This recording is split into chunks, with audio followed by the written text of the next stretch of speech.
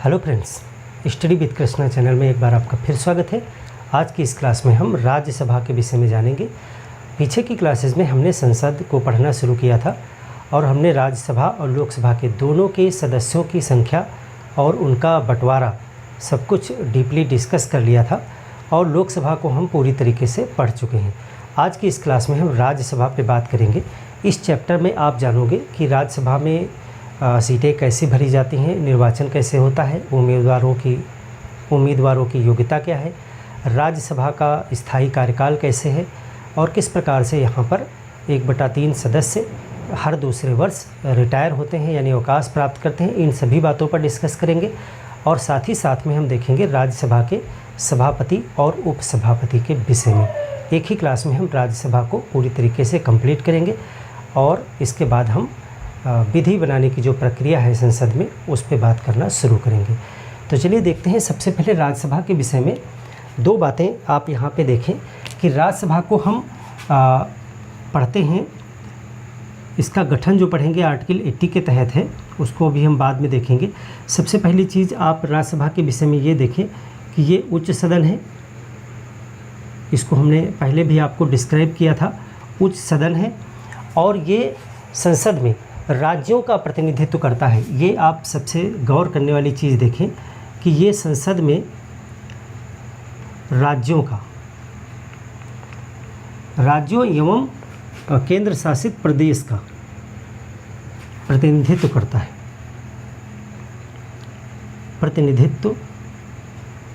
है। पहले इसी चीज़ पे हम बात करेंगे क्योंकि ये महत्वपूर्ण चीज़ है, इसे आप समझें। जब लोकतंत्र की परिकल्पना की गई भारत में और संसद का निर्माण किया गया और देखा गया कि भारत में हम कौन सी व्यवस्था लागू करने वाले थे, संघात्मक शासन। संघात्मक शासन में भारत में पूरे भारत के लिए एक सरकार डिसाइड की गई कि पूरे भारत के लिए जो है एक सरकार होगी जिसके बनाए कानून जो हैं वो पूरे भारत में लागू होंगे। इस तरह से यहाँ पे केंद्र सरकार होगी जो पूरे भारत के लिए, भारत को एक संघ के रूप में स्थापित किया गया कि भारत एक संघ होगा, एक जो है यूनियन ऑफ स्टेट्स माना गया इसको, राज्यों का एक संघ होगा जिसके लिए एक सरकार होगी और उसमें जो है संसद होगी। संसद एक विधायिका के रूप में काम करेगी जो पूरे देश के लिए कानून बनाएगी। आपको पता है कि संसद पूरे देश के लिए कानून बनाती है, लेकिन प्रश्न ये उठता है कि संघात्मक जो व्यवस्था होती है उसमें राज्य सरकारें भी होती हैं, यानी कि इस पूरे भारत को कई जो है राज्यों में जो है बांटा गया। इस तरह से कई राज्यों में बांटा गया तो वो राज्यों की अलग अलग सरकारें भी अपने अपने प्रांतों के लिए कानून बनाती हैं। वहाँ पे राज्यों के विधानमंडल होते हैं, लेकिन संसद एक बहुत पावरफुल संस्था है। संसद के कानून राज्यों के कानूनों पर भारी पड़ते हैं। आपको पीछे सभी क्लासेस में जो आप निचोड़ देखते आ रहे होंगे उसमें आप देखोगे कि भारत के संविधान में केंद्र को बहुत शक्तिशाली बनाया गया है, यानी एक शक्तिशाली संघ की कल्पना की गई थी। तो ऐसे में कहीं राज्यों का अस्तित्व खतरे में न पड़ जाए या राज्य बिल्कुल ही अपने आप को शक्तिहीन न महसूस करें, ऐसे में ज़रूरी था कि भारत की जो मेन विधायिका है यानी जो संसद है उसमें राज्यों का भी कुछ हस्तक्षेप होना चाहिए। तो ऐसे में द्विसदनीय व्यवस्था बहुत कारगर होती है। बाईकैमरलिज्म व्यवस्था इसको अपनाया गया भारत में और जो भारत की संसद थी उसको 2 सदनों में बांट दिया गया। पहला सदन जो है उसको लोकसभा नाम दिया गया। लोकसभा लोगों की सभा है, इसमें जनता के द्वारा सीधे चुने गए प्रतिनिधि जाते हैं। जो आपके क्षेत्र में सांसदीय के इलेक्शन होते हैं उसमें आप वोट डालते हो, सांसद चुने जाते हैं, वो सभी लोकसभा के मेंबर बनते हैं। तो लोगों द्वारा चुने गए प्रतिनिधि वहाँ पर बैठते हैं जो सीधे लोगों के द्वारा चुने जाते हैं। दूसरी जो सभा बनाई गई, दूसरा सदन, उसका नाम रखा गया राज्यसभा। 3 अप्रैल 1952 को इसकी स्थापना हुई थी। इस सदन की स्थापना जो है वो 3 अप्रैल 1952 को हुई थी और 1954 में इसका नाम रखा गया था राज्यसभा। राज्यसभा नाम रखा गया था। देखिए, पहले इसको काउंसिल ऑफ स्टेट्स नाम से ही स्थापित किया गया था और 1954 में इसका नाम राज्यसभा रख दिया गया। राज्यसभा नाम इसलिए रखा गया क्योंकि ये संसद में राज्यों और केंद्र शासित प्रदेशों का प्रतिनिधित्व करती है। कैसे? देखिए, इसमें जो सदस्य चुन के जाते हैं वो जनता द्वारा सीधे नहीं चुन के जाते हैं। जो राज्यों की विधानसभाएं हैं जिनमें विधायक बैठते हैं, और विधायक को कौन चुनता है? विधायकों को जनता चुनती है। जनता विधायकों को चुनती है। विधायक राज्यों के विधानमंडलों के सदस्य होते हैं, और वो विधानमंडल के सदस्य यानी जो विधानसभा के सदस्य होते हैं, परिषद के नहीं, विधानसभा के जो सदस्य होते हैं वह चुनते हैं कुछ मेंबर्स। हर एक राज्य के लिए अलग अलग सीटें डिसाइड की गई हैं, और वो मेंबर्स जो होते हैं वो राज्यसभा के उच्च सदन, राज्यसभा या उच्च सदन जिसे बोलते हो, वहाँ पर जाके बैठते हैं।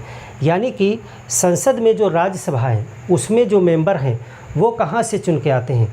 वो राज्यों की विधानसभाओं के द्वारा चुन करके आते हैं। अभी हम देखेंगे उनका निर्वाचन कैसे होता है। इस प्रकार से वहाँ पर वो राज्यों के हक की बात रखते हैं। अब हर एक राज्य, जितना बड़ा जो राज्य है, जहाँ की जितनी ज़्यादा जनसंख्या है, उसके हिसाब से राज्यसभा में उसकी सीटें अलॉट की गई हैं, और वो अपने प्रतिनिधियों को चुन करके भेजते हैं, और वो राज्य के हक की बात रखते हैं। इस प्रकार से संघात्मक शासन में केंद्र सरकार और राज्य सरकार के बीच में एक संतुलन बनाया गया है कि जब केंद्र में बैठ करके जो सांसद हैं वो कोई कानून बनाने की कोशिश करेंगे, और यदि वो उसे लोकसभा से पारित कर देते हैं, उसके बाद वो राज्यसभा में जाएगा, और राज्यसभा में राज्यों के प्रतिनिधि बैठे हैं जो उसे पास करेंगे। इस प्रकार से सेंटर में बनने वाले कानून को बनाने में भी राज्यों का एक प्रकार से योगदान हो जाता है। तो ये चीज़ आप समझ गए कि किस प्रकार से राज्यों का प्रतिनिधित्व करती है। दूसरा एक इसका पहलू और भी है कि देखिए, जो लोकसभा होती है वहाँ पर डायरेक्टली इलेक्टेड लोग होते हैं, एमपीज़ बैठते हैं, और उनको जनता से सीधे सरोकार होता है। उनको जनता से वोट भी लेनी है, उनको जनता को जवाब भी देना है। तो ऐसे में क्या होता है, जल्दबाजी में कुछ निर्णय हो सकते हैं कि जनता को खुश करने के लिए हो सकता है कोई बिल बहुत जल्दबाजी में, बिना बहुत ज़्यादा तामझाम किए ही जल्दबाजी में पारित कर दिया जाए, ताकि जनता को कुछ लुभावने योजनाएं वगैरह दी जा सकें। ऐसा हो सकता है, पॉसिबिलिटी बनती है, क्योंकि उसमें जो सांसद हैं उनको जनता को जवाब देना है, जनता से वोट लेना है, तो वो जनता को सीधे खुश करने का भी प्रयास कर सकते हैं। फिर क्या होगा, वो बिल राज्यसभा में जाएगा। अब राज्यसभा में जो व्यक्ति बैठे हैं वो डायरेक्ट इलेक्टेड नहीं है, उनको सीधे जनता को जवाब नहीं देना है, उनको जनता से सीधे वोट भी नहीं लेना है, इसीलिए वो जनता की जवाबदेही से मुक्त हैं। तो फिर क्या है, वो उस विधेयक पे और ज़्यादा गंभीरता से विचार कर सकेंगे, हड़बड़ाहट नहीं करेंगे, जल्दबाजी नहीं करेंगे। तो इस तरह से दोनों सदनों का अपना अपना एक जो है नज़रिया है। तो उस हिसाब से ये राज्यसभा क्या है, राज्यों का प्रतिनिधित्व करती है। हर राज्य से इसमें सीटें होती हैं। अब जैसे यहाँ पे यूपी है, तो यूपी से 31 मेंबर हैं। जैसे ये महाराष्ट्र है, तो महाराष्ट्र से आप देखते हो 19 मेंबर हैं। इसके बाद आप यहाँ पर देखते हो तमिलनाडु है, तमिलनाडु से 18 मेंबर हैं। ये यहाँ पे आप देखते हो वेस्ट बंगाल है, वेस्ट बंगाल से 16 मेंबर हैं। इसी तरह बिहार से भी 16 मेंबर हैं। तो आप देखते हो कि जो जितना जनसंख्या में बड़ा स्टेट है, क्षेत्रफल में नहीं, जो जितना जनसंख्या में बड़ा स्टेट है, जैसे यूपी में सबसे ज़्यादा 31 सीटें हैं। उसके बाद आप देख रहे हो बिहार और वेस्ट बंगाल में लगभग बराबर जनसंख्या के हिसाब से 16 सीटें हैं। 19 सेकंड नंबर पे महाराष्ट्र में 19 सीटें हैं, तमिलनाडु में 18 सीटें हैं।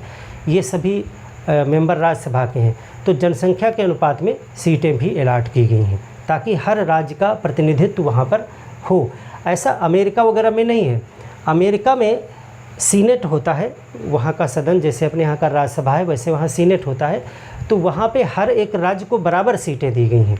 अगर आप अमेरिका की देखोगे संरचना वहाँ की क्या है, अगर हम अमेरिका की बात करें तो अमेरिका में 50 स्टेट हैं, 50 स्टेट हैं। तो 50 स्टेट में 2 सीटें हर एक स्टेट की हैं। तो वहाँ पे सीनेट में कितनी है, 100 सीट है, 100 सीट है सीनेट में। लेकिन भारत में आप देख रहे हो कि भारत में ऐसा नहीं है कि हर एक स्टेट को बराबर सीट दी गई हो।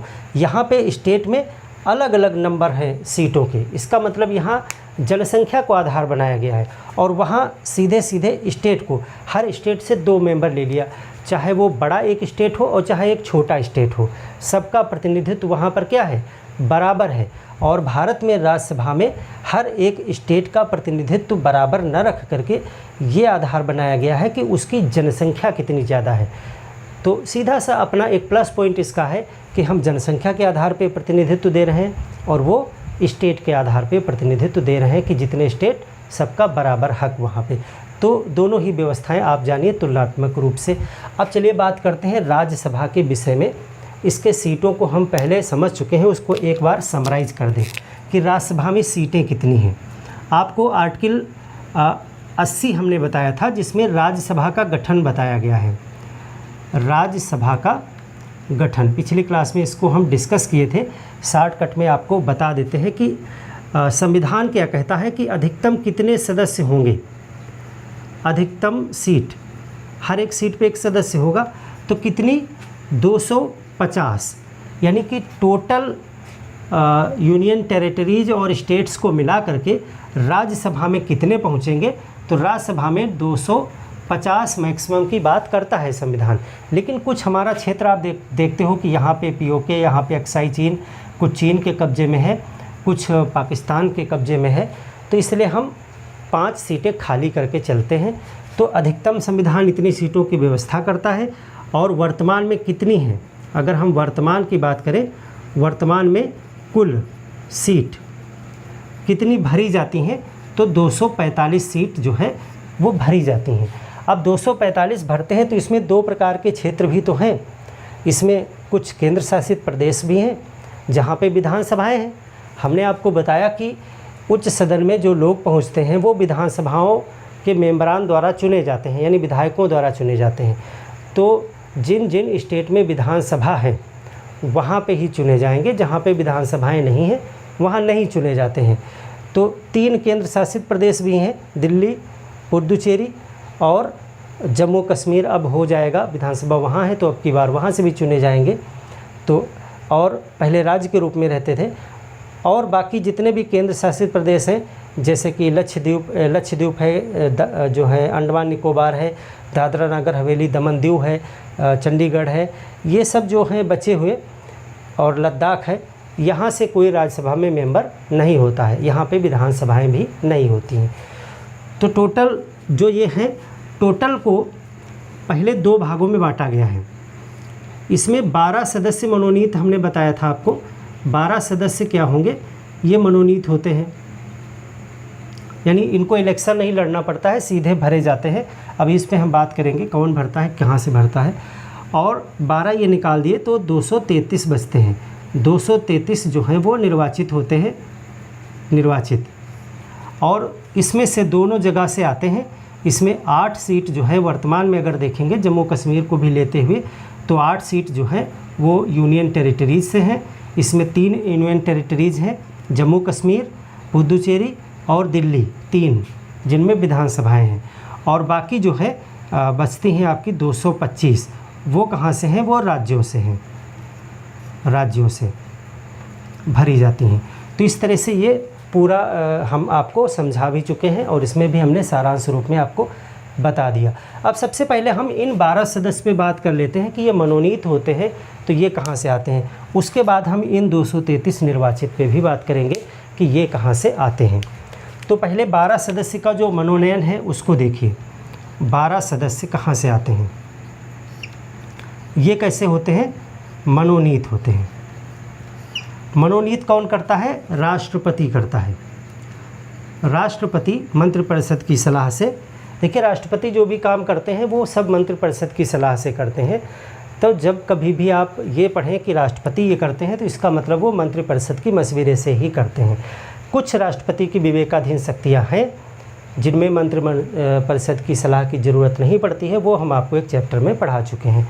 तो 12 सदस्य जो आते हैं ये राष्ट्रपति मनोनीत करते हैं और ये 4 क्षेत्रों से लिए जाते हैं। 4 क्षेत्रों में, 4 क्षेत्रों से हो सकते हैं। कौन कौन से 4 क्षेत्र हैं, देखिए इसमें जो 4 क्षेत्र रखे गए हैं वो है कला, विज्ञान जो संविधान में लिखे गए हैं, साहित्य रखा गया है और समाज सेवा रखा गया है। ऐसा कहा गया है संविधान में कि इन क्षेत्रों में अगर कोई व्यक्ति उत्कृष्ट कार्य करता है, कुछ उल्लेखनीय योगदान देता है देश हित में, तो उनको सीधे बिना इलेक्शन लड़ाए हुए 12 लोगों को राष्ट्रपति जो है राज्यसभा में भेज सकते हैं। बाकी 233 इलेक्शन लड़के आएंगे। तो इलेक्शन अभी बात करेंगे। अब देखिए यहाँ पर आपको एक गौर करने वाली चीज़ है कि 4 क्षेत्र बताए गए हैं, कला, विज्ञान, साहित्य और समाज सेवा। तो ऐसा कोई प्रावधान नहीं लिखा गया है कि चारों से बराबर लेना चाहिए या चारों से लेना आवश्यक है, ऐसा कुछ नहीं है। हो सकता है कि 12 के 12 सदस्य विज्ञान से हों या 4 विज्ञान के हों, 8 साहित्य के हों या समाज सेवा से ही सभी हों। तो ऐसा नहीं ज़रूरी है कि सब में से बराबर ही हों, और ऐसा भी ज़रूरी नहीं है कि हर क्षेत्र का कोई हो सकता है किसी क्षेत्र से कोई ना भी लिया जाए, कुल 12 लिए जाएंगे। इसमें आप देखते हो कि कुछ आपको सदस्य मिल जाएंगे जो खेल जगत से आए हैं। सचिन तेंदुलकर का नाम आप ले सकते हो। कई सदस्य ऐसे हैं जो आपको मिलेंगे जो खेल से आए हुए हैं या अन्य क्षेत्रों से, जो इसमें लिखा नहीं है। तो वो माना जाता है कि उनको किसी अन्य क्षेत्र से, जैसे खेल को कला मान लिया जाए, या जैसे कि मान लिया अच्छा बल्लेबाजी करते हैं तो वो भी एक आर्ट है, वो भी एक कला है। समाज सेवा का भी कुछ न कुछ उनका कार्य देखा जाता है। तो इस तरह से वो इन्हीं क्षेत्रों से ही कहीं न कहीं से रिलेट किए जाते हैं। उद्देश्य ये है कि कुछ ऐसे लोगों को राज्यसभा में पहुंचाया जाए जो निस्वार्थ भाव से काम करने की इच्छा रखते हों, जो कुछ कर रहे हों देश के लिए। तो ऐसा ये चीज़ हमने देख ली कि 12 सदस्य जो है वो मनोनयन के द्वारा नॉमिनेट होकर के पहुंच जाते हैं। अब हम बात करते हैं कि ये जो निर्वाचित होते हैं ये किस प्रकार से आते हैं, तो इलेक्शन कैसे होता है। मनोनीत तो बहुत इजी है, आपने समझ लिया। इसमें क्वेश्चन आपसे सिर्फ यही पूछा जा सकता है किन किन क्षेत्रों से लिए जाते हैं, कितने लिए जाते हैं, कौन करता है, यही क्वेश्चन बनेंगे यहाँ से। बाकी आप देखिए इलेक्शन कैसे होता है। निर्वाचन, राज्यसभा के सदस्यों का निर्वाचन, जो बचे हुए 233 हैं उनका निर्वाचन कैसे होगा। तो देखिए हमने आपको बताया कि इलेक्शन होगा। ये इलेक्शन अप्रत्यक्ष होगा। इलेक्शन कैसे होगा, अप्रत्यक्ष। तो सबसे पहले इसमें देख लेते हैं कि कौन वोट डालता है, यानी कहाँ से होगा। तो इसका जो है अप्रत्यक्ष निर्वाचन होता है, इनडायरेक्ट इलेक्शन। तो अप्रत्यक्ष निर्वाचन में जनता तो वोट डालेगी नहीं, तो कौन डालेगा। तो इसमें जो है राज्यों की या यूनियन टेरिटरीज़ की विधानसभा।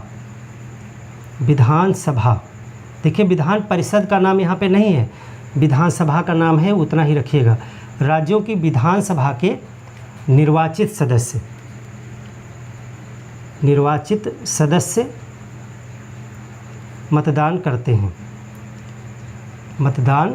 हैं। यानी जो भी, अब इसमें एक चीज़ ना कन्फ्यूज होइएगा कि जो विधायक होते हैं वही राज्यसभा में पहुंच जाते हैं, वो नहीं पहुंच जाते हैं। ये लोग सिर्फ वोट डालते हैं। खड़े कोई भी हो सकता है। आपको अगर प्रस्ताव मिल जाए 10 लोग, 10 विधायक आपके समर्थन में पहले से हों, तो आप भी खड़े हो सकते हैं, कोई भी खड़ा हो सकता है। तो राज्यों की विधानसभा के जो निर्वाचित सदस्य होते हैं, यानी आप इनको कह सकते हो जो एमएलए होते हैं, वो अपनी वोट डालते हैं और उसी से सदस्य चुने जाते हैं। कोई भी खड़ा हो सकता है। तो कौन खड़ा हो सकता है, उसके लिए कुछ योग्यताएं हैं। यानी उम्मीदवार की योग्यताएं, कौन लड़ सकता है इलेक्शन इसका। तो देखिए इसमें कहा गया भारत का नागरिक तो होना ही चाहिए। भारत का नागरिक, न्यूनतम आयु 30 वर्ष। अब यही चीज़ आपने लोकसभा में देखी थी तो 25 वर्ष था। बाकी सभी योग्यताएं लोकसभा के समान ही हैं, 30 वर्ष वाला ही एक अलग है। तो बाकी यहाँ पे लिख देते हैं, बाकी सब लोकसभा के समान है, लोकसभा जैसा।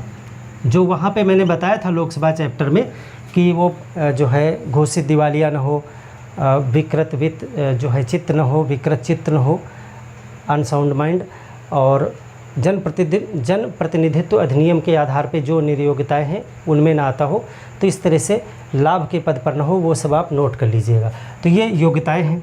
अब निर्वाचन कैसे होगा, निर्वाचन कैसे होगा, तो एक चीज़ हमने बता ही दी कि अप्रत्यक्ष होगा, तो आपको पता ही हो गया, बता दिया कि कौन वोट डालेगा।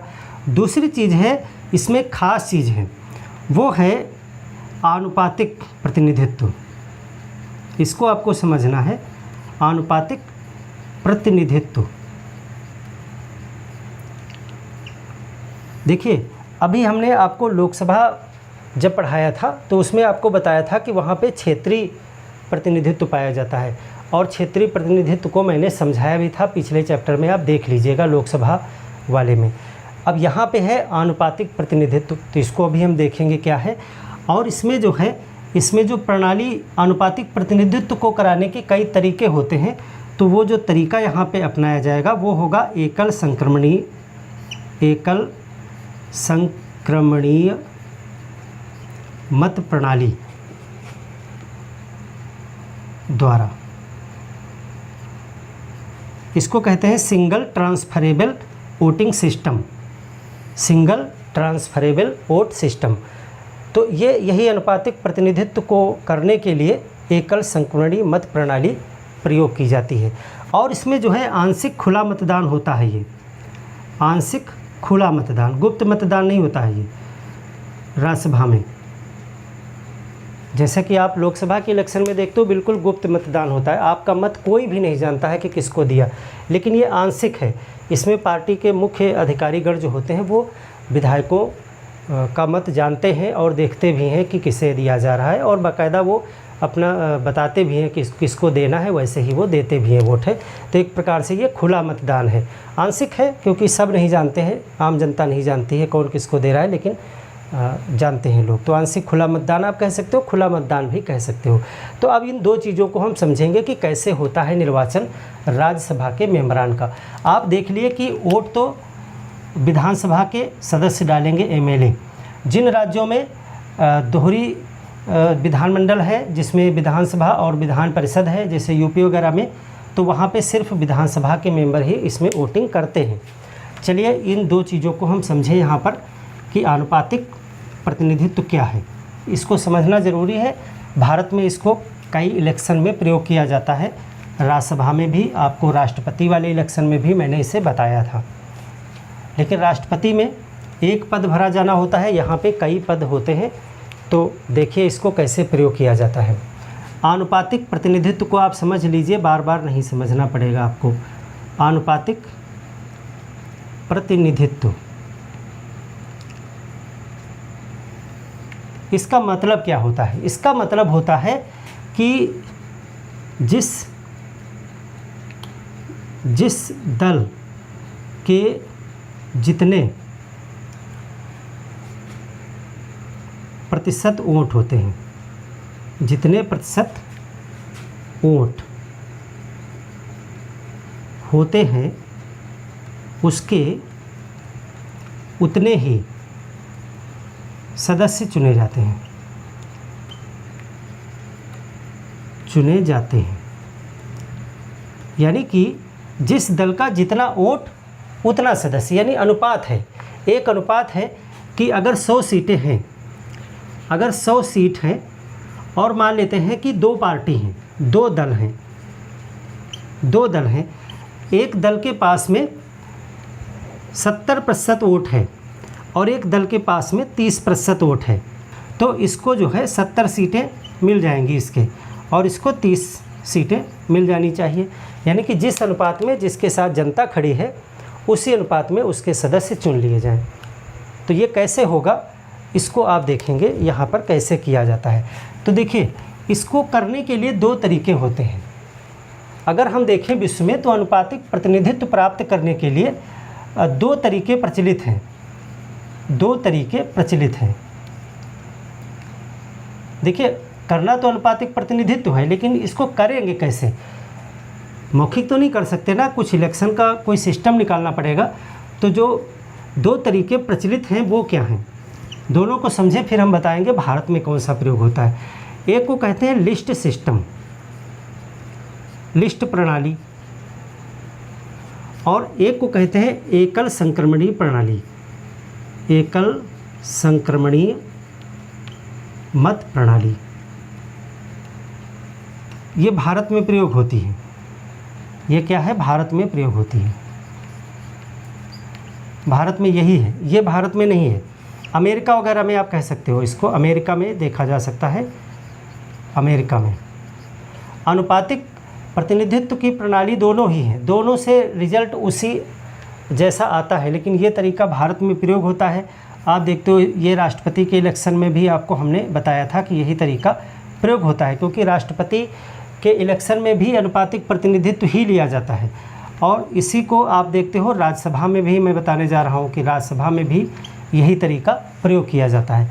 ये अमेरिका में प्रयोग होता है। इसको ज़रा समझ लें थोड़ा सा, क्योंकि आपको बेसिक समझ होनी चाहिए कि लिस्ट सिस्टम क्या है। इसको ऐसे मान लेते हैं कि आपके उत्तर प्रदेश का इलेक्शन होना है, ठीक है, उत्तर प्रदेश की विधानसभा का इलेक्शन होना है, या किसी भी एक इलेक्शन को आप उदाहरण मान लो कि उसमें हमको अनुपातिक प्रतिनिधित्व प्रयोग करना है। पिछली क्लास को ज़रूर देख लीजिएगा, क्षेत्रीय प्रतिनिधित्व हमने आपको बताया था लोकसभा में, और उसमें हमने बताया था कि जितनी सीटें होती हैं उतने खंडों में क्षेत्र को बांट दिया जाता है। जैसे भारत की लोकसभा में 543 सीटें हैं, तो भारत को कितने भागों में बांट दिया जाता है? 543 भागों में बांट दिया जाता है। हर एक भाग को एक निर्वाचन क्षेत्र कहा जाता है, और उस क्षेत्र से एक व्यक्ति को चुन लिया जाता है, और वो व्यक्ति वही होता है जो उस क्षेत्र में सबसे ज़्यादा वोटें पा जाए, तो उसको कहते हैं क्षेत्रीय प्रतिनिधित्व, यानी हर क्षेत्र से एक प्रतिनिधि। लेकिन ये जो अनुपातिक प्रतिनिधित्व होता है, इसमें हर एक क्षेत्र से एक प्रतिनिधि आए ऐसा ज़रूरी नहीं होता है, इसमें दल वाइज होता है। देखिए अब इसमें इसको समझें ज़रा। इसको ऐसे करते हैं कि मान लेते हैं कि ये एक क्षेत्र है, इसको हम टुकड़ों में नहीं बांटने जा रहे, बटा हुआ है, लेकिन हर जगह हम इलेक्शन नहीं कराएंगे, अलग अलग प्रत्याशी नहीं खड़ेंगे।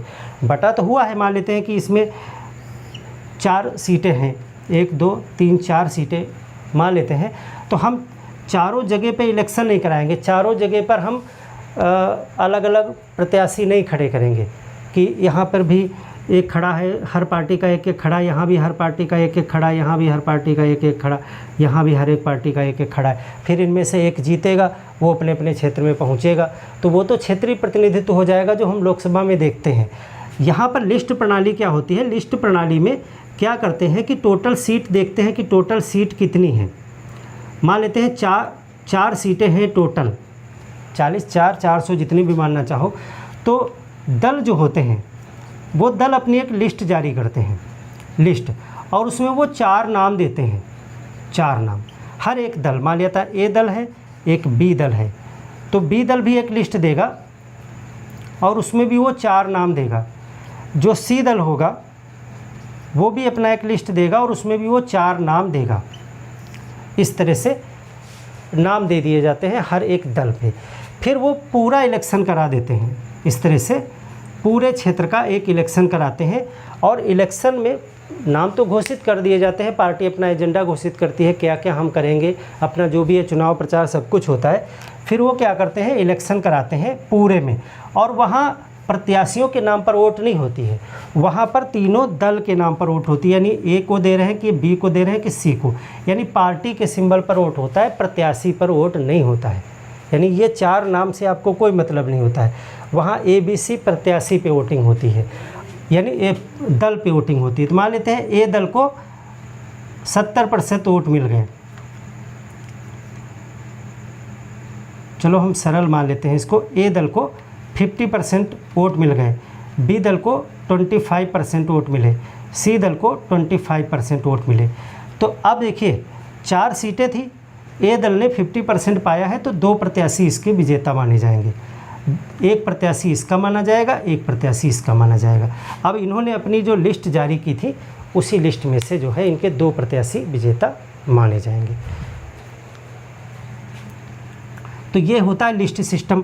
अब कहीं कहीं पे इसका एक और तरीका नज़र आता है कि जो दल जीत जाता है सारे प्रत्याशी उसी के विजेता मान लिए जाते हैं, बाकी अन्य को हटा दिया जाता है। वो भी एक तरीका होता है, अमेरिका वगैरह में कुछ इलेक्शन में वो भी आपको देखने को मिलता है। तो उसको बहुत ज़्यादा डीप समझने की ज़रूरत नहीं है। एकल संक्रमणीय मत प्रणाली जो भारत में प्रयोग की जाती है, इस पर हम बात करें कि राज्यसभा में और राष्ट्रपति के इलेक्शन वगैरह में ये अनुपातिक प्रतिनिधित्व लाने के लिए ये तरीका अपनाया जाता है। तो देखिए, राज्यसभा का राष्ट्रपति के चैप्टर में इसको हम डिटेल में समझा चुके हैं, बिल्कुल वही तरीका यहाँ पर राज्यसभा में भी होगा। कैसे होता है, इसमें क्या करते हैं, एकल संक्रमणीय मत प्रणाली। चलिए एकल संक्रमणीय मत प्रणाली को समझते हैं। एकल संक्रमणीय मत प्रणाली कैसे काम करती है राज्यसभा में। राज्यसभा में ये चुनाव कैसे कराया जाता है, देखिए अब इसको एक एग्जाम्पल से करेंगे तो समझ में आ जाएगा। पहले हम लोकसभा का देखते हैं। अगर हम लोकसभा की बात करें तो कैसे इलेक्शन होता है।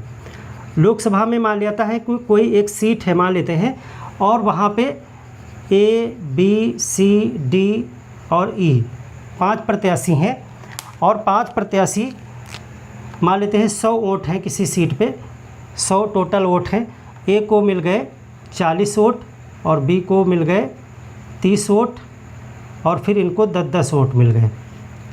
तो ऐसे में कौन विजेता हो जाता है, ऐसे में विजेता जो होता है वो A हो जाता है, क्योंकि इसको 40 वोट मिले हैं। यानी कि सबसे ज़्यादा वोट जिसको मिल जाए वही विजेता हो जाता है। ये लोकसभा में इसको कहते हैं first past the post system. इसको क्या कहते हैं, first past the post system. यानी कि जिसको सबसे ज़्यादा वोटें मिल जाएं। अब इसमें भले ही एक व्यक्ति को 40 वोटें मिले और दूसरे को 39 मिले, तीसरे को 38 मिले, यानी एक ही एक वोट से इसमें अगर कोई विजेता आगे है तो भी वो जीता हुआ माना जाता है। इसमें कोई कोटा नहीं होता है कि मिनिमम 50 वोट पाना ज़रूरी है। जैसे राष्ट्रपति के इलेक्शन में कोटा होता है कि अगर 100 वोट हैं तो 50+1 वोट पाना ज़रूरी है। जब तक कोई नहीं पाएगा तब तक कोई नहीं जीतेगा। तो इसमें जो है कोटा नहीं होता है। लेकिन राज्यसभा में जो एकल संक्रमणीय मत प्रणाली है, इसमें बनाया जाता है कोटा। तो कोटा कैसे बनाया जाता है पहले वो देखें। इसको एक उदाहरण से समझेंगे तभी समझ में आएगा। उदाहरण मान लेते हैं कि एक राज्य है और राज्य में 90 विधायक हैं, 90 विधायक हैं, और मान लेते हैं कि 2 सीट पर चुनाव होना है। 2 सीट पर चुनाव। अब 2 सीट पर क्यों चुनाव मैंने कहा, देखिए हमने आपको बताया कि राज्यसभा जो होती है अलग अलग राज्यों में सीटें हैं और सारी सीटें एक साथ खाली नहीं होती हैं। अभी राज्यसभा का जब कार्यकाल आप देखोगे तो उसमें आपको हम बताएंगे कि राज्यसभा एक स्थायी सदन है और सारी सीटों के मेंबर एक साथ रिटायर नहीं होते हैं। उसमें हर दूसरे साल पे 1/3 सदस्य रिटायर होते हैं, और वही 1/3 सदस्य अलग अलग राज्यों के हिस्से में जितने जितने होते हैं उन राज्य में इलेक्शन होता है। तो मान लेते हैं किसी राज्य के हिस्से में 2 सीटें हैं, वहाँ 90 विधायक हैं जिन पे इलेक्शन होना है 2 सीट पे। तो उस राज्य में कोटा कैसे बनेगा, देखिए इसमें कोटा कैसे बनाएंगे, यानी विजेता होने के लिए कोटा क्या होगा। कोटा मतलब विधायक का मत, यानी 90, यानी जितने विधायक का मूल्य है वोट मान लीजिए, बटे सीट +1 और फिर +1। यहाँ पे विधायक का मत मूल्य आप 100 मान लीजिए, 100 × 90 कर दिया। सीधे सीधे मैं विधायक रख के आपको बता देता हूँ कि विधायक बटे सीट +1 तो यहाँ पे 90 है विधायक, सीट है 2 +1 और +1 यहाँ फिर, तो कितना आ जाएगा, 31 आ जाएगा। इसका मतलब है कि इस राज्य में राज्यसभा के सदस्य होने के लिए आपको कितने विधायकों का समर्थन वोट चाहिए, 31 विधायक अगर आपको वोट देंगे, कम से कम 31 आपको वोट देंगे तभी आप जीतोगे, अन्यथा आप नहीं जीतोगे। इसको ऐसे समझे उदाहरण से, मान लेते हैं कि यहाँ पर 3 सदस्य खड़े हो गए, 2 सीटें हैं और 3 प्रत्याशी खड़े हो गए, A, B और C। इसको 30 विधायकों ने वोट दिया, इसको 30 विधायकों ने वोट दिया, इसको भी 30 विधायकों ने वोट दिया, क्योंकि 90 विधायक हैं। तो यहाँ पे अभी कोई भी विजेता नहीं होगा। अगर ये टाई हो जाता है तो कोई भी नहीं, क्योंकि कोटा 31 का है, यानी जब 31 विधायक किसी को वोट देंगे तो वही विजेता बनेगा। तो ऐसा कैसे संभव होगा, ऐसा 2 सीटों पर हैं तो 2 लोगों को 31 विधायकों का मूल्य मिलना जरूरी है। तो ऐसा कैसे होगा, उसी के लिए एकल संक्रमणीय मत प्रणाली प्रयोग की जाती है। अब देखिए ये कैसे सिस्टम काम करेगा और विधायक को 31 वोट मिल जाएंगे। कैसे काम करेगा, इसको कोटा को आपने समझ लिया। अब एकल संक्रमणीय मत प्रणाली ये सब लिखते जाइएगा उदाहरण से। अब देखिए कैसे होता है ये। इसमें जो है, इसमें जो मतदाता होता है, मतदाता यानी विधायक, मतदाता जो है उम्मीदवार को क्या करता है, उम्मीदवार को वरीयता क्रम देता है, वरीयता क्रम देता है। यानी कि जब मतदाता को एक बैलेट पेपर मिलेगा, इस तरह से एक बैलेट पेपर मिलेगा और उसमें सभी प्रत्याशियों के नाम लिखे होंगे। हम प्रत्याशी मान लेते हैं 5 प्रत्याशी हैं, A B C D E, और वही 2 सीटें हम मान के चल रहे हैं, 2 सीट 2 सदस्य चुने जाने हैं और 5 लोगों ने पर्चा भरा हुआ है। तो अब ये मतदाता जो है वो 5 लोगों को अपनी एक वरीयता क्रम दे देगा। ऐसा अनिवार्य नहीं कि वो 5 को दे, वो उसकी मर्ज़ी पर है, लेकिन वो जितने लोगों को देना चाहे। तो वो मान लेते हैं कि C को जिताना चाहता है तो C को 1 देगा। उसके बाद वो कहता है D को 2, E को 3, फिर ये 4 और ये 5, मान लेते हैं वो 5 को ये ऐसे बना देता है सिस्टम। ये बैलेट पेपर वो डालेगा इस तरह बना के, यानी एक number, 2 number, 3 number, 4 number, 5 number, ये मेरा वरीयता क्रम है कि इसके बाद मेरी वोट इसको, उसके बाद उसको, उसके बाद उसको जाएगी। यानी 5 लोगों को एक ही साथ वोट दे देगा वो। अब ये हो जाता है खुला मतदान। कैसे हो जाता है, राष्ट्रपति के इलेक्शन में तो ये बैलेट चुपचाप बना के डाल दिया जाता है, लेकिन राज्यसभा में होता है खुला, हमने बताया आंशिक खुला मतदान। कैसे होता है कि जो पार्टी होती है, उस पार्टी का कोई भी अधिकृत व्यक्ति होता है, उसको दिखाना पड़ता है, उसको दिखा देते हैं कि देखिए साहब हमने ये क्रम जो आपने बताया, यानी हर पार्टी अपने विधायकों से कह देती है कि भाई इनको वोट देना है और फिर इसको देना है, फिर इसको देना है, ऐसे क्रम बनाना है आपको। तो सभी विधायक उनको जाके दिखा देते हैं कि देखिए मैंने सही बना दिया जैसा आपने कहा था। तो इस तरह से एक प्रकार से ये खुला मतदान हो गया, यानी छुपा नहीं है। तो ये बना देते हैं और ये डाल दिया जाता है। अब गणना कैसे होती है, इसमें मेन चीज़ है मतगणना। मतगणना तो इसमें चरण होते हैं। चरण 1 यानी फर्स्ट राउंड में जब मतगणना होगी तो ये बैलेट पेपर किसके में गिना जाएगा, यही पर ख़ास बात है कि कैसे मतगणना होगी। वही एकल संक्रमणीय आप समझ जाओगे, ट्रांसफ़र हो जाती है वोट इसमें कैसे। चरण 1 में जो बैलेट है, बैलेट वरीयता क्रम 1, वरीयता क्रम 1 वाले उम्मीदवार में गिना जाता है, उम्मीदवार को मिलता है। यानी कि जब अलग अलग वोट छांटी जाएगी तो ये वोट किसके गिनी जाएगी, ये वोट C की है क्योंकि C को 1 मिला हुआ है, तो ये वोट C के में गिनी जाएगी। इसी तरह हर बैलेट में किसी में D को 1 मिला होगा, किसी में B को मिला होगा, किसी में E को मिला होगा। तो जिस बैलेट में जिसको 1 मिला होगा वो बैलेट उसके ढेरी में गिन लिया जाएगा। तो इस तरह से मान लेते हैं 5 प्रत्याशी आ गए, और यदि किसी एक को 31 कोटा जो हमने निर्धारित किया था किसी को मिल गया, यानी कि यदि किसी को कोटा मत मिल गया तो वह विजेता बन गया। ठीक है, मान लेते हैं कि C को 31 पहले राउंड में ही मिल गए तो C जो है वो विजेता हो गया, एक सीट फुल हो गई, अभी एक सीट बची है। तो अब उस दूसरी सीट में किसी को 31 वोट तो मिले नहीं हैं, कम मिले होंगे, तो क्या करते हैं, चरण 2 शुरू करते हैं। चरण 2, अब C तो बाहर हो गया, C तो जीत गया। चरण 2 में मान लेते हैं C को मिल गया तो जीत गया वो। चरण 2 में क्या होता है, अब वरीयता क्रम, अब क्या करते हैं, सबसे पहले जो न्यूनतम वोट पाता है, न्यूनतम वोट पाने वाले को दौड़ से बाहर कर देते हैं, दौड़ से बाहर। यानी जिसकी सबसे कम वोटें होंगी इसमें उसको फाइट से निकाल देंगे, उसके बैलेट उठा लेंगे, कहेंगे आप जाओ अपने घर, आपके बैलेट अब दूसरे के में गिन लिए जाएंगे। कैसे गिने जाएंगे, तो उस बैलेट में देखा जाएगा। अब चूँकि मान लेते हैं कि इसमें ई को सबसे वोट कम मिले थे, तो ई से कहेंगे जाइए आप घर जाइए और फैन चला के सोइए जाके, आप हार गए, यानी अब आपका कोई चांस नहीं है, आपको सबसे कम वोट मिले थे। मान लेते हैं ई को कुछ वोट मिले थे, तो जाहिर सी बात है ई को जो भी वोट मिले होंगे उसमें ई के सामने 1 लिखा होगा, तभी तो वो ई को मिले थे। लेकिन उसी बैलेट में किसी न किसी को 2 भी तो दिया गया होगा। तो अब वरीयता क्रम 2 ई के बैलेट पेपर में ई का नाम तो काट दिया जाएगा क्योंकि ई हार गया। अब उसमें देखेंगे जिसको 2 नंबर मिला होगा, तो हो सकता है कि कहीं पे ए को 2 मिला हो, किसी में बी को 2 मिला हो, तो जैसे जैसे उसमें वरीयता क्रम 2 पे जिसका नाम होगा उसके में वो बैलेट पेपर गिन दिए जाएंगे, तो कोई न कोई 31 पे फिर पहुंच जाएगा। न्यूनतम वोट पाने वाले को दौड़ से बाहर कर देते हैं और उसके बैलेट्स में,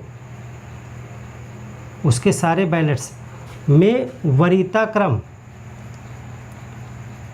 क्रम 2 के आधार पर वोट अन्य में बांट देते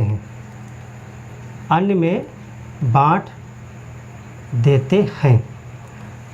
तो मान लेते हैं सी तो पहले ही जीत गया था। मान लेते हैं जो ई के 20 वोट थे, मान लेते हैं ई के 20 वोट थे। अब इस 20 वोट में ई को पहला नंबर मिला था, उसी में से 10 वोट पे बी को 1 नंबर दिया गया था और 10 वोट पे ए को 1 नंबर दिया गया था। तो 10 वोट जो है वो ए के में गिन दिए जाएंगे और 10 वोट बी के में गिन दिए जाएंगे। तो मान लेते हैं ए को 10 वोट एक्स्ट्रा मिल गए, बी को भी 10 वोट एक्स्ट्रा मिल गए। ए के पहले से मान लेते हैं कि 25 वोट थे ए के, तो इसके हो गए 35, और बी के पहले से मान लेते हैं 15 वोट थे, तो इसके हो गए 25। तो ये फिर 31 के ऊपर पहुंच गया कोटा में, तो इसका मतलब दूसरा प्रत्याशी भी जीत गया।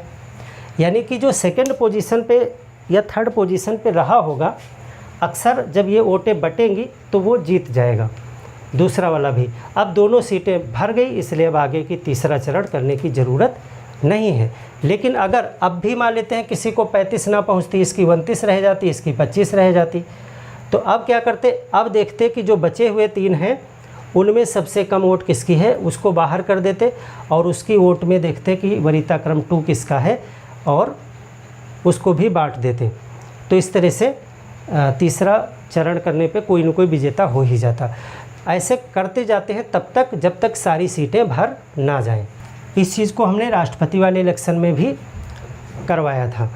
अब देखिए ये चीज़ में आपको एक कन्फ्यूजन ये हो रहा होगा कि अगर कहीं 5 प्रत्याशी हैं और 5 ही 90 ही विधायक हैं, तो अब 31 कैसे मिलेगा। नहीं, तब 5 सीटें होंगी तो कोटा 31 नहीं होगा। कोटा निकालने का फार्मूला हमने बताया कि अगर ये सीटें 2 के बजाय 5 होती, 5 सीटें अगर होती तो कोटा जो है 90/5 + 1 हो जाता, यानी 90/6 + 1 हो जाता, तो 16 आ जाता कोटा। 90/6, ये 6 15 छक्का 90 कट जाता, 15 1 16, तब कोटा 16 हो जाता। यानी कि अगर सीटों की संख्या बढ़ेगी तो कोटा कम पड़ जाएगा, यानी कम से कम उतने विधायक का समर्थन जरूर चाहिए होगा। तो ये होता है एकल संक्रमणी मत प्रणाली, यही राज्यसभा में प्रयोग किया जाता है। और इस तरह से आपने देखा कि अप्रत्यक्ष चुनाव होता है। दूसरी चीज़ आपने देखी कि अनुपातिक प्रतिनिधित्व होता है, यानी जिस पार्टी के जितने वोटर होते हैं उसी अनुपात में उसके सदस्य चुन लिए जाते हैं। और ये कैसे कराया जाता है, ये एकल संक्रमणी मत प्रणाली के द्वारा कराया जाता है। और इसमें ये सिस्टम होता है, इसको वीडियो को रिवाइंड करके 1-2 बार देख लीजिएगा, सिस्टम पूरा समझ में आ जाएगा। और यही राष्ट्रपति के इलेक्शन में कैसे होता है उसको मैंने वहाँ समझाया हुआ था। तो ये हो गया चुनाव।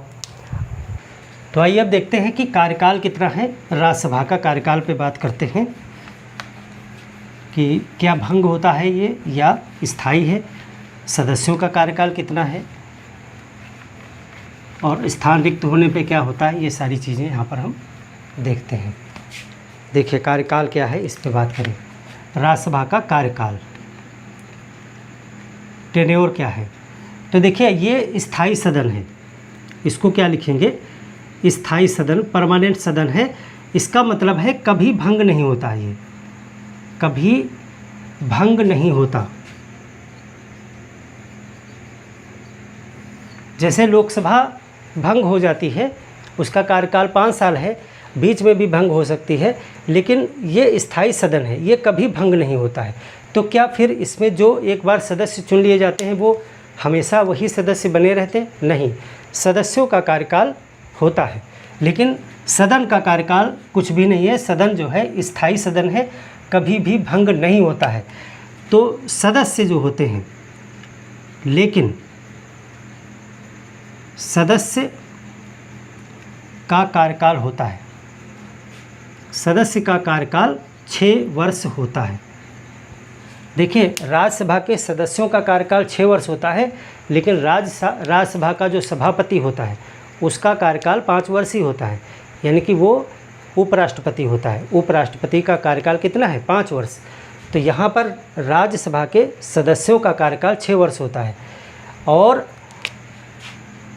अब आप सोच रहे हैं कि अगर ये 6 वर्ष हैं तो सभी के सभी सदस्य 6 वर्ष बाद जब रिटायर होंगे तो फिर लोकसभा जो स्थायी सदन है वो भंग हो जाएगा, क्योंकि जब सभी के सभी सदस्य एक साथ खाली हो जाएंगे तो फिर सभा भंग हो जाएगी, तो फिर स्थायी कैसे रह गया?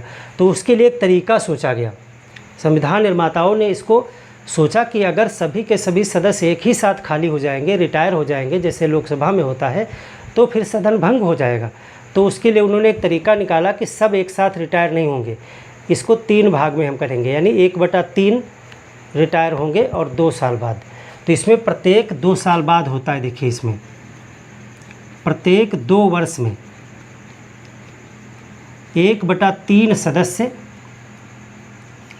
अवकाश ग्रहण करते हैं, अवकाश ग्रहण करते हैं,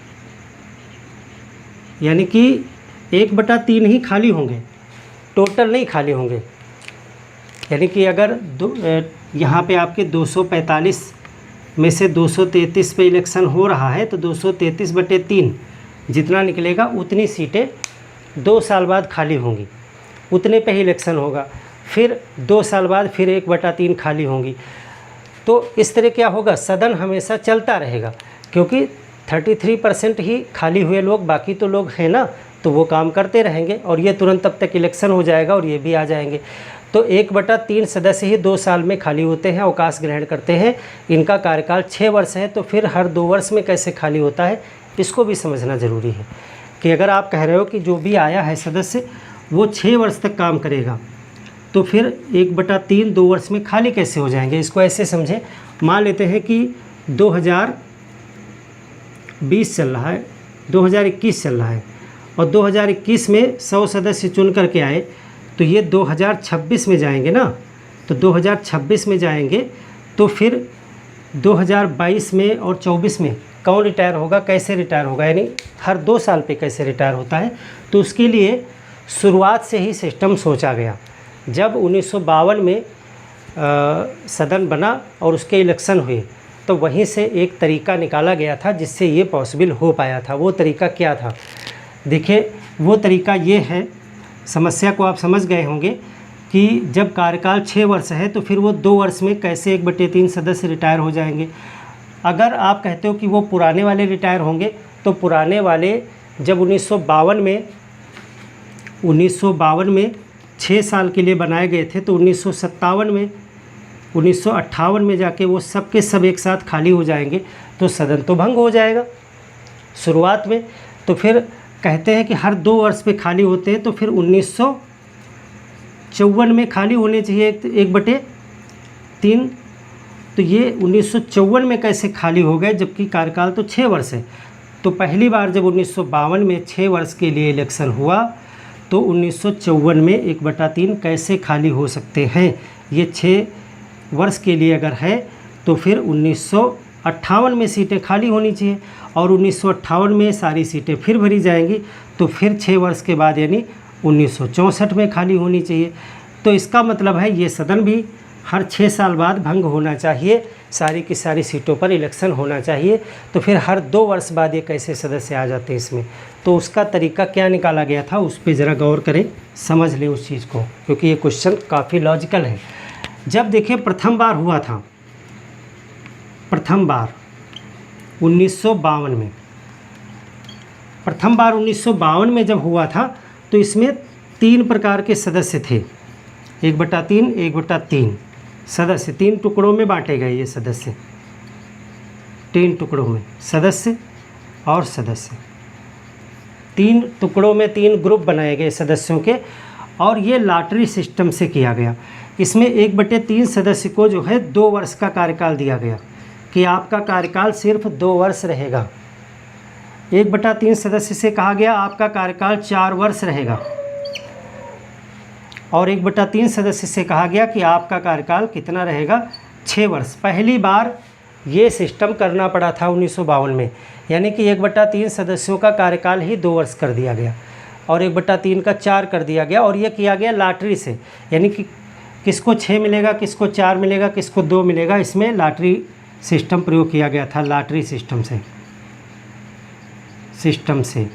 ऐसा नहीं किसी के साथ भेदभाव किया गया, पर्ची डाल के किया गया।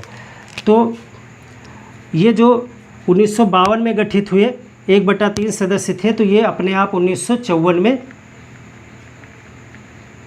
रिटायर हो गए, ये यानी अवकाश ग्रहण कर लिया इन्होंने 1954 में ही। तो देखिए 1952 में आए, 2 ही साल कार्यकाल था, 1954 में चले गए। इसका मतलब है 1/3 1954 में फिर भरे जाएंगे और वो 6 साल के लिए होंगे। अब आगे नहीं करना है, आगे तो 6 साल के लिए होने अल्टरनेट लग जाएगा, 54 वाले 60 में अपने आप जो है आ जाएंगे। और यहाँ देखिए 4 वर्ष के थे, तो इसका मतलब ये 1956 में रिटायर हुए, और जो 6 वर्ष के लिए थे ये 1958 में रिटायर हुए जा कर के।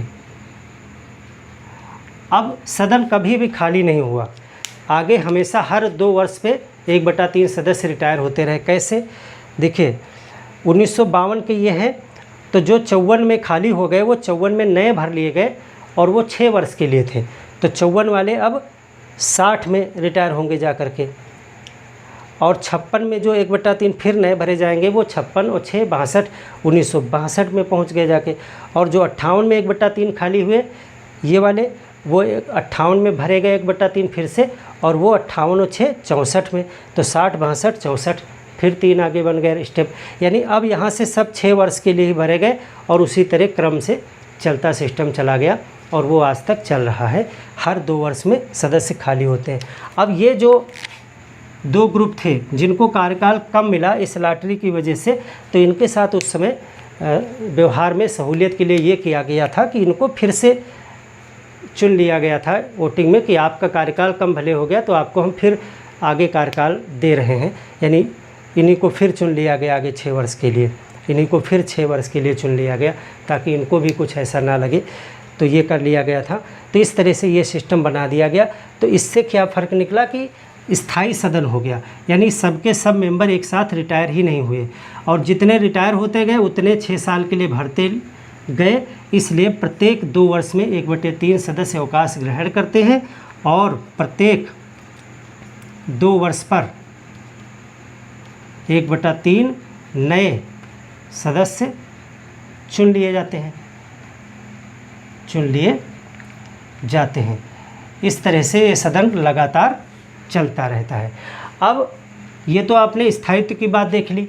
अगर आप कह रहे हो कि इसमें बीच में कोई सदस्य की मृत्यु हो जाए या त्यागपत्र दे दे या किसी अन्य कारण से अगर वो सीट खाली हो जाती है तो क्या होगा, यानी बीच कार्यकाल में सदस्य का पद रिक्त हो जाए, किसी कारण से मृत्यु हो जाए, इस्तीफा दे दे, कुछ भी, तो क्या होगा, तो 6 माह के भीतर उपचुनाव होंगे। उपचुनाव यानी उसके लिए चुनाव करा लिया जाएगा, 6 माह के भीतर उपचुनाव होगा और नया सदस्य ले लिया जाएगा उसकी जगह। नया सदस्य बचे हुए कार्यकाल को पूरा करेगा। ये खास बात है, इसको इसीलिए मैंने यहाँ पे लिखा। ये जो नया सदस्य चुना जाएगा, मान लेते हैं कि 6-6 साल के लिए चुने जाते हैं और कोई सदस्य 3 साल काम करने के बाद में उसकी मृत्यु हो गई, तो उसके लिए 6 महीने में इलेक्शन होगा और नया सदस्य आएगा, तो वो जो बचा हुआ शेष कार्य है 3 साल का वही पूरेगा, यानी रिटायरमेंट उसका उसी समय हो जाएगा, भले ही वो 1 ही साल बाद हो जाए।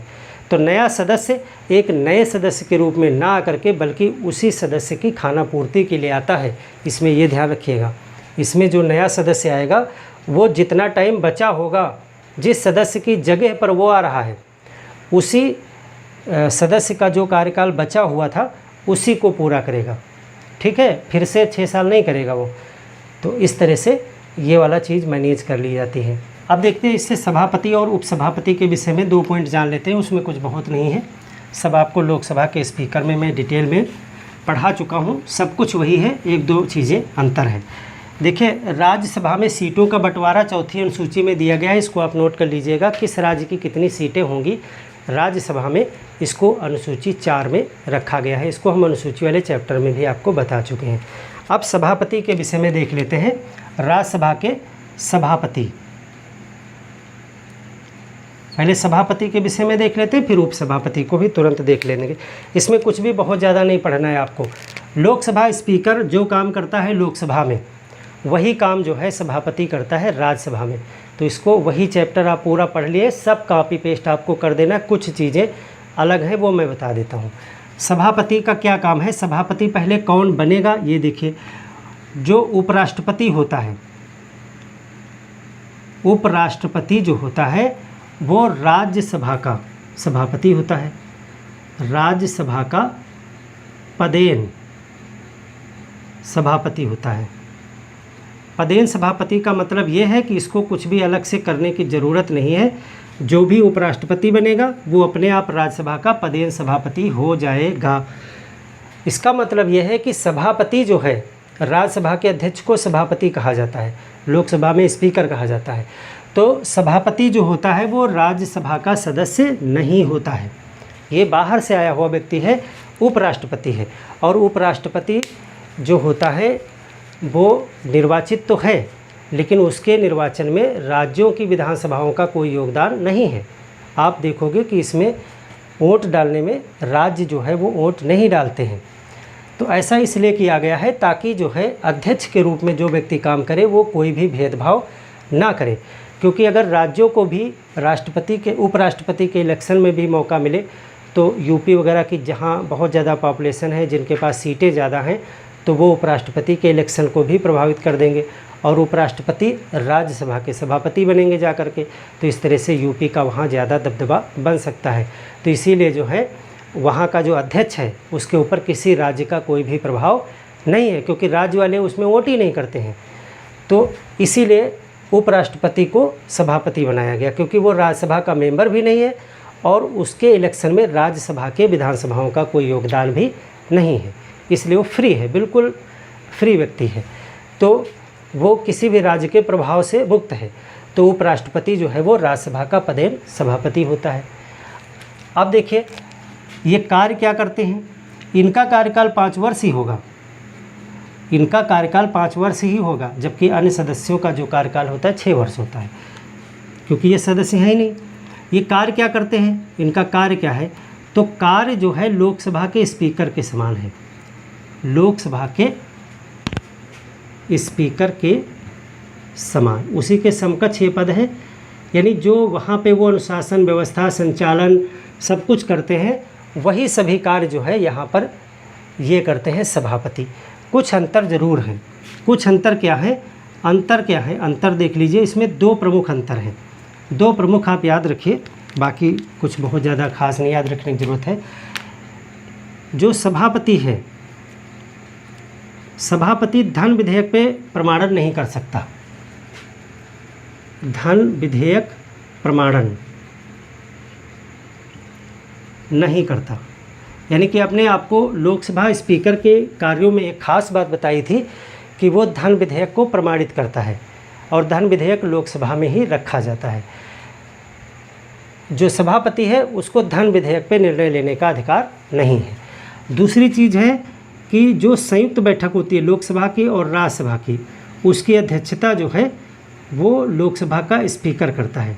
तो संयुक्त बैठक की अध्यक्षता सभापति नहीं कर सकता, सभापति नहीं करता है। तो यही दो मूल अंतर है, बाकी सब जो है एक ही जैसे कार्य हैं, जैसे सभापति वैसे जो है स्पीकर। उपसभापति क्या है? उपसभापति देख लीजिए, उपसभापति सदस्य होता है, ये राज्यसभा का मेंबर होता है और ये निर्वाचित किया जाता है राज्यसभा के मेंबरों के द्वारा। तो उपसभापति राज्यसभा में ही चुना जाता है, राज्यसभा द्वारा अपने में से ही, यानी सदस्यों में से ही, अपने में से ही एक सदस्य को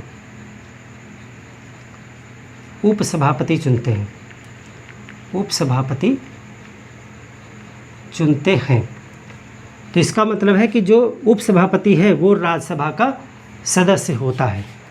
और इसका काम क्या है? इसका काम है सभापति नहीं होगा तो उसकी जगह पर सभापति के रूप में कार्य करना। तो ये सभी कार्य आपको पता ही हैं कि उपसभापति का मतलब है कि वो सभापति बन के काम करेगा जब उपराष्ट्रपति अनुपस्थित होंगे या कभी वो कार्यवाहक राष्ट्रपति बन गए जा करके, तो तब ये वहाँ पे पहुँच जाएंगे। अब उपसभापति चूँकि राज्यसभा द्वारा ही चुने गए हैं तो इनको राज्यसभा में हटाया भी जा सकता है। देखो, इनको नहीं हटाया जा सकता है क्योंकि ये राज्यसभा द्वारा नहीं चुने गए हैं, ये इनको हटाने की प्रक्रिया अलग है संसद के द्वारा, लेकिन राज्यसभा के उपसभापति को राज्यसभा में ही हटाया जा सकता है। तो इनको उपसभापति को क्या कर सकते हैं? राज्यसभा में ही, राज्यसभा में तत्कालीन, जैसा हमने स्पीकर में बताया था, तत्कालीन बहुमत से प्रस्ताव पारित करके हटा सकते हैं।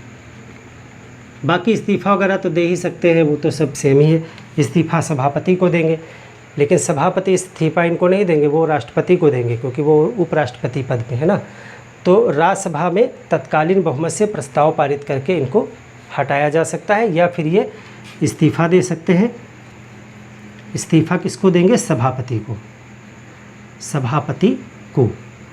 और एक चीज़ है इसमें जाननी है आपको कि जो उपसभापति का पद है, अगर कहीं पद रिक्त हो जाता है, किसी कारण से इस्तीफ़ा दे दिया इन्होंने या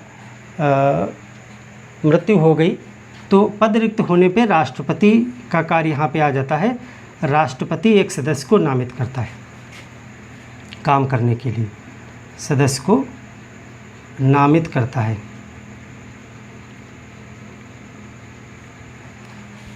तो ये राज्यसभा के विषय में आपने पढ़ लिया। तो फ्रेंड्स, इस तरह से हमने राज्यसभा के विषय में जो ज़रूरी बातें थी उन पर डिस्कशन कर लिया है। मिलते हैं एक और बेहतर क्लास के साथ में, तब तक के लिए धन्यवाद।